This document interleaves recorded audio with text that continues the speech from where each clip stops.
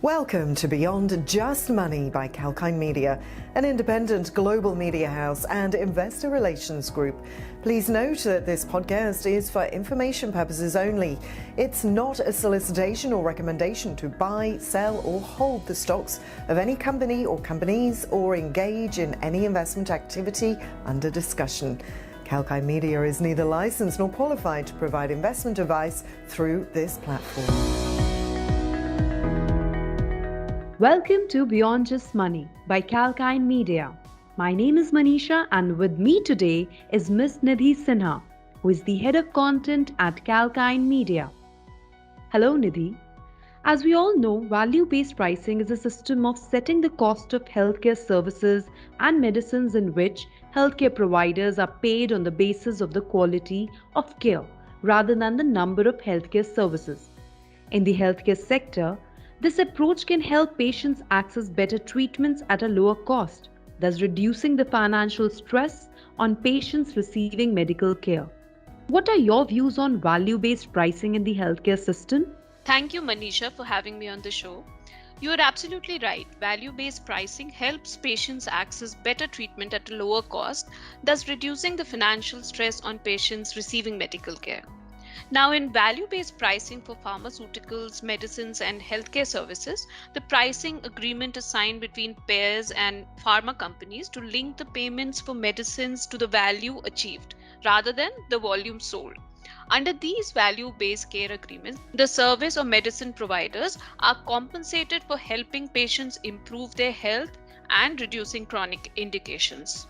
Value-based pricing captures price based on the perceived value of products and services by the customers rather than according to the R&D cost incurred in developing the product. Moreover, under the value-based healthcare model, hospitals and physicians get rewarded based on the patient health outcomes. These models do not exist in silos and work better in an integrated delivery model known as a patient-centered medical home. It aims to generate benefits such as lower healthcare costs, higher patient satisfaction, and risk mitigation. It also provides holistic benefits to everyone, right from patients, providers, payers, suppliers, and the society. Value-based pricing is an innovative model in healthcare that many pharmaceutical companies, healthcare service providers, health insurers, and even the government are trying to implement to reduce health costs and improve patient health. What is value-based pricing for drugs?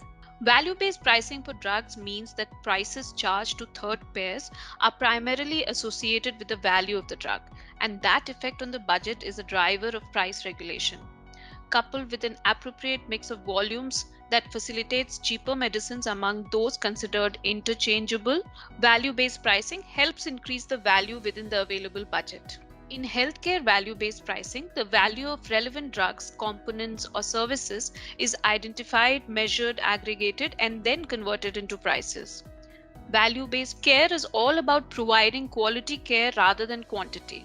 It is essentially a healthcare model that is built on compensation for outcomes. Value-based pricing system in healthcare differs from the traditional quantity of care or fee-for-service system. In the traditional systems, medical service providers are on a pay-per-use compensation structure. On the other hand, overall patient wellness, including health outcomes, is key to getting compensation in a value-based healthcare system. Nidhi, what are the value-based care strategies that our listeners need to know of? Manisha, a value-based healthcare model may include adding more resources as well as education for patients. These resources can include medical decision support and second opinions. This also includes easier access to medical services, including on-site health centers offered by employers. This may also come in handy to assess and make dietary and realistic lifestyle changes. Another value-based care strategy includes exercise suggestions and plans, including the use of technology such as wearables, as well as emotional or psychological support. Nidhi, can you also throw some light on cost reduction in healthcare through value-based pricing? Value-based pricing can help lower the cost by preventing unnecessary emergency admissions and prevention of diseases from causing failing health by providing appropriate management strategies. It can also help in standardizing the processes for cost effectiveness and lowering readmissions or unnecessary lab medical tests. Then it can also reduce excessive admin procedures or checks by using data to analyze and create best practices and care paths. So, all in all, it provides better coordination of access to healthcare services and medical teams. Can you also share some examples of value-based pricing in healthcare?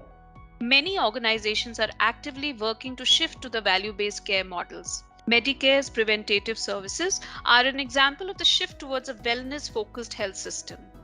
In preventative healthcare, diagnosing and preventing illness and handling the well-being of an individual to prevent any medical issue is as essential as providing treatment in emergencies.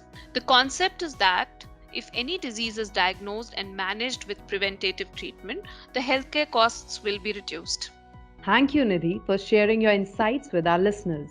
Thank you, Manisha. Always a pleasure. To listen to this podcast again, log on to calkinemedia.com or subscribe to our YouTube channel. See you soon with yet another insightful episode of Beyond Just Money. Till then, as we say, stay apprised and invest wise with Calkine Media. Our listeners are requested to make their own inquiries about any investments, and Calkine Media strongly suggest that the listeners seek advice from a financial advisor, stockbroker, or other professional as necessary. Calkine Media hereby disclaims any and all the liabilities to any listener arising from any use of the information shared or discussed in this podcast. This podcast is available for personal and non-commercial use only.